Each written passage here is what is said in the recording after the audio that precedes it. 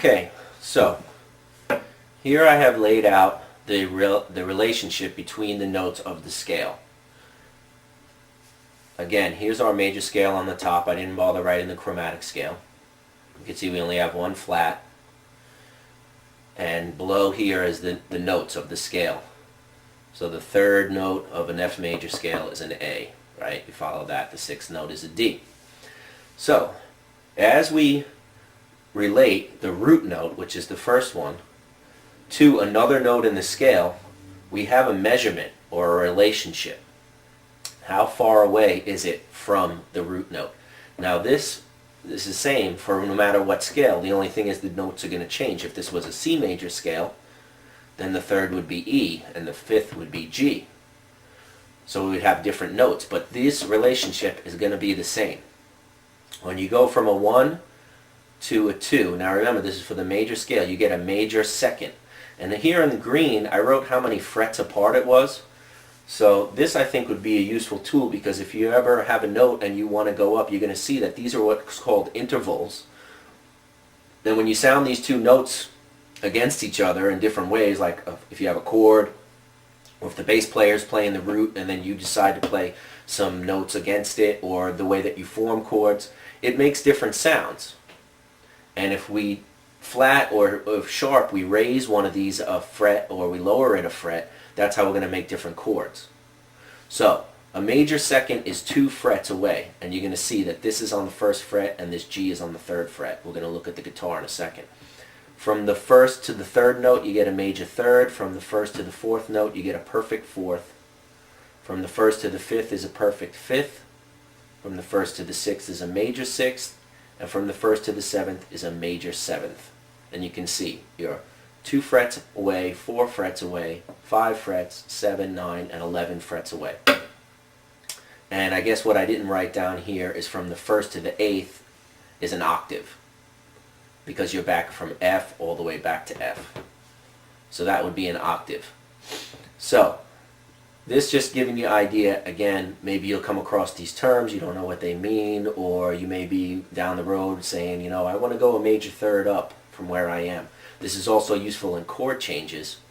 Sometimes you are going to change from one to another and you're like, which one is better? Now you could always fish around and find what sounds good with your ear. And what sounds good to your ear may not be what is correct, so to say, on paper. And that doesn't matter. Whatever sounds good, that's what is going to take precedence. But this is kind of like a map. You know, if you're not sure where to go, you can try this first and then deviate from it. So let's check out how this translates on the guitar. Okay, so we took a look at the F major scale, how we got it from the chromatic scale, what's the formula, what's the distance between all of them.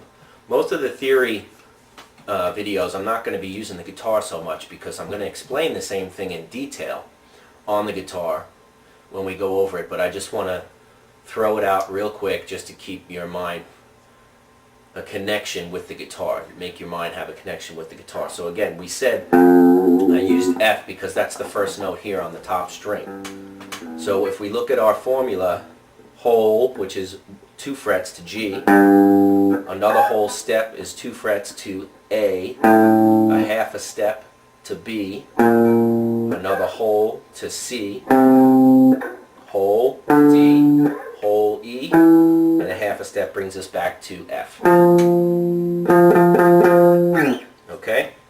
And then what I was talking about with the intervals, I'm going to do a whole video on that too, but just to give you a quick idea here, here's an F, and then our third, 1, 2, 3, right, is A. And that's also A, so if we play those together, there's our major third. That's what I'm talking about. That's what these notes sound like against each other. Okay, our fourth is a B flat, so if I play those two, that's a perfect fourth. Our fifth is C. Now that you'll recognize as a power chord, which is really not a chord technically because it's only 2 notes. It's only the 1 and the 5, and then a lot of times we add an octave on top of it. So the notes would be F, C, F. So that's technically not a chord because you really need 3 notes to make a chord. 2 notes is an interval. Anyway, our sixth, 1, 2, 3, 4, 5, 6 is D, which is the same as this open string, so we can hear that. Major sixth. Now this may not sound that great, but usually you don't just play them by themselves, and it's different situations. It's going to apply across the board. E is our seventh. That would sound like this. Major seventh, and then we're back to the octave. Okay, so try and tool this over, and the best thing you can do is to use the previous video, chromatic scale, unless you have that memorized already. Take your formula, whole, whole, half, whole, whole, whole, half, or 2 frets, 2 frets, 1 fret, 2 frets, 2 frets, 2 frets, 1 fret, whatever way you want to do it. And at the minimum, make a major scale going up and down, starting on these first strings. These notes of the first fret. I mean, you could use the E. It's just, don't forget that this is 0. So if you got to go skip a fret, then your next note's going to be 2. Okay, so either way you want to do that. But here's a hint.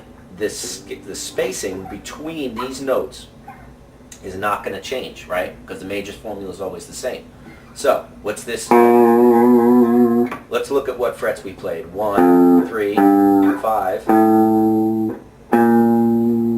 6, 8, 10, 12, 13. This is a B flat. We're going to play the same exact frets. And this right here is an E flat, same frets.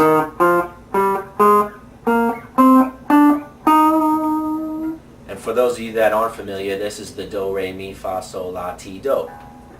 Do, re, mi, fa, sol, la, ti, do. That's what the major scale is. That's where it all comes back from. Sound of Music. I've never seen the movie personally, but I hear it's good.